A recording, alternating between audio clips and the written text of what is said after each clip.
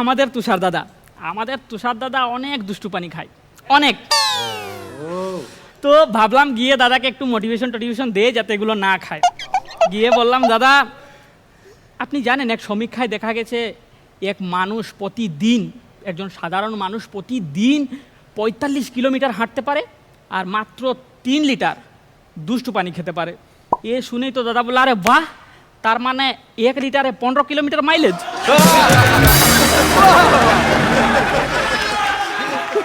তো আমাদের দাদা যেহেতু এত দূর এগিয়ে, আমাদের আমিন দাদাও কম যায় না।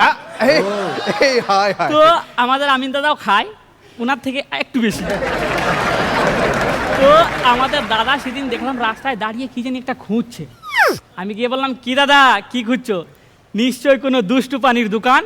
দাদা বলল, আরে না, তোর বৌদিকে আজকে কথা দিয়েছি, আর যদি দুষ্টু পানি খায় শালা ঘরেই ঢুকবো না।